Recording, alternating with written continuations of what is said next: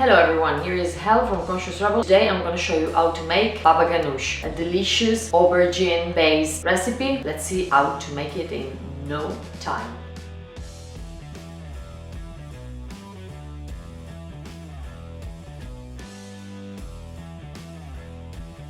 First thing that you want to do is to get your aubergines and just cut them straight in half.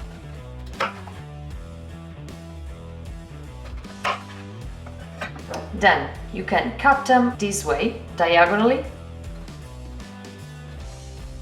Then get an oven tray, place them in the oven tray, leaving a little bit of space in between. Get the extra virgin olive oil and brush them very well on the top.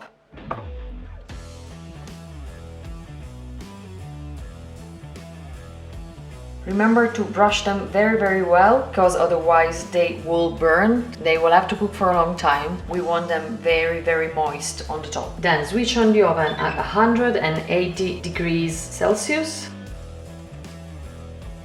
When the oven is ready, you can place the aubergines inside and leave them to cook for 40 minutes. When you're waiting for the aubergine to cook, you can start to add in a little food processor the lemon juice, garlic, the salt and the tahini paste.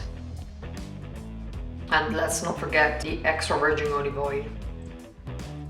You can keep this on the side for when the aubergines are going to be ready. There we go. Once the aubergines are done, you can leave them to rest for about 10 minutes because they are of course very hot now, and then we will see what we have to do with these beauties. At this point you can scoop out the inside of the aubergines and put them together with all the other ingredients in your food processor. The inside should be very soft at this point and it should come out quite easily. Of course I didn't have the patience to wait 10 minutes because I'm doing this while these are very hot. Don't do like me, please wait 10 minutes before doing this.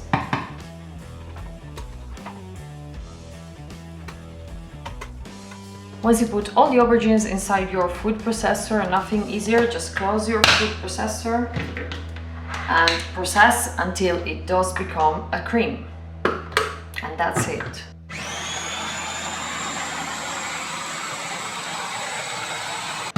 It took me about 1 minute. This is the final result. Let's try it. Oh my god, that's delicious. And just leave it to cool down. At this point you can just place it in a bowl.